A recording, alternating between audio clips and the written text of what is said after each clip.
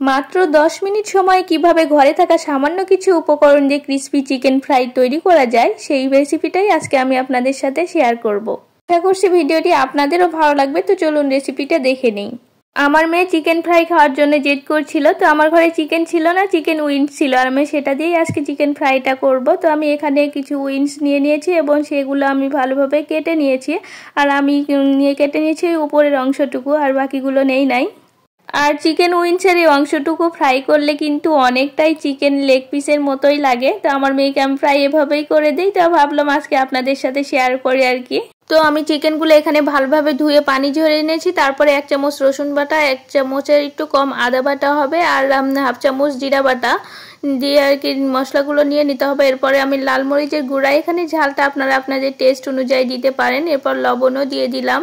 লবণটা একটু বুঝে দিবেন, কারণ সয়া সসের লবণ থাকে। আর এখানে আমি 1 টেবিল চামচ সয়া সস নিয়েছি, সেটাও দিয়ে দিলাম।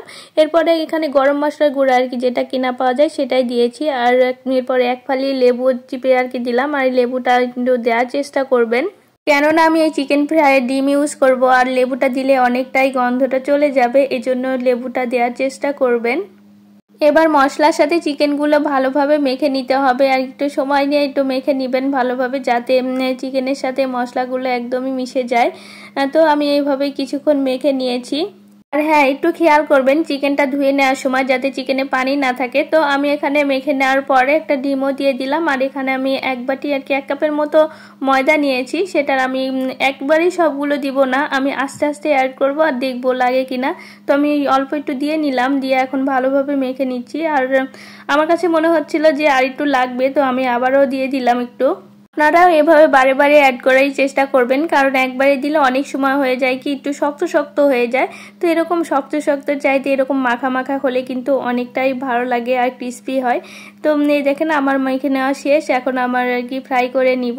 আর অনেকটাই লেগ পিসের মতো লাগছে, তাই না? তো বাচ্চাদের কিন্তু এভাবে বুঝিয়ে দেওয়া যায়। তো আমার একদমই মেখে নেওয়া কমপ্লিট, এখন ভেজে নেওয়ার পালা। আর আপনাদের কাছে যদি হাতে সময় থাকে তাহলে আপনারা ম্যারিনেট করে রাখতে পারেন। তো আমার সময় না, আমি রাখবো না, আমি সরাসরি দিয়ে দিলাম আর কি তেলটা গরম হয়ে আসার পরে।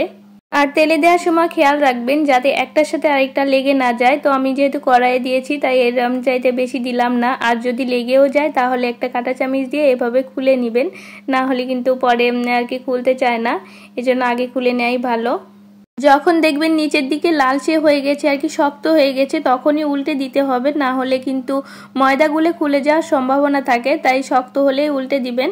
তো আমার এখানে শক্ত হয়ে গেছে, আমি এখন সবগুলো একের পর এক আমি এভাবে উল্টে দিব।